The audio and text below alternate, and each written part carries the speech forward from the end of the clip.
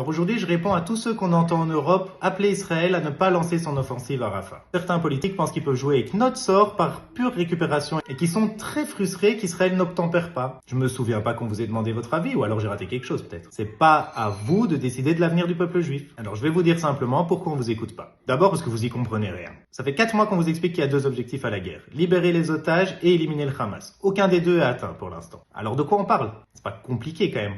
Et Rafah, ce sera la dernière bataille, celle qui sera déterminante pour atteindre ces objectifs. Parce que contrairement à tous vos prétendus experts militaires qu'on entend sur vos plateaux TV, qui disent depuis 4 mois qu'Israël y arrivera pas, ne pourra pas démanteler le Hamas, va s'embourber, que les pertes à Tzahal seront colossales, tous trompés.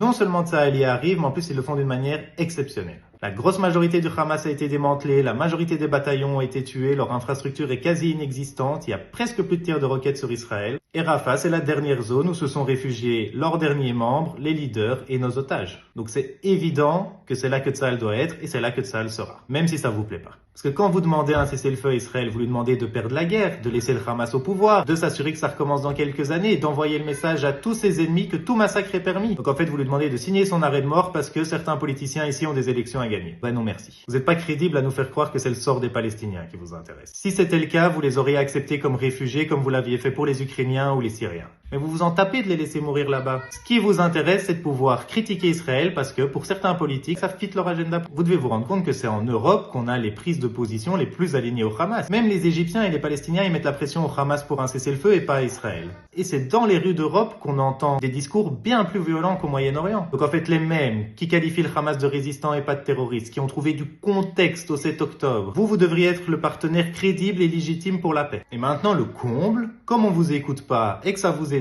vous voulez déclarer unilatéralement un État palestinien. Comme ça, on les récompense du bon boulot qu'ils ont fait le 7 octobre. Parce que c'est quoi votre plan au final? Vous allez décider des nouvelles frontières, nous envoyer une petite carte et vous pensez que nous on va prendre nos valises et qu'on va déménager? Je crois que vous n'avez pas compris qu'on n'est plus en pyjama, on est en uniforme maintenant. Alors je peux déjà vous le dire d'avance. Cette guerre, on va la gagner. Parce que pour nous, elle est existentielle, contrairement à vous. On a survécu à bien pire, on survivra aussi au barbarisme palestinien, je vous le promets. Am Israël Chai.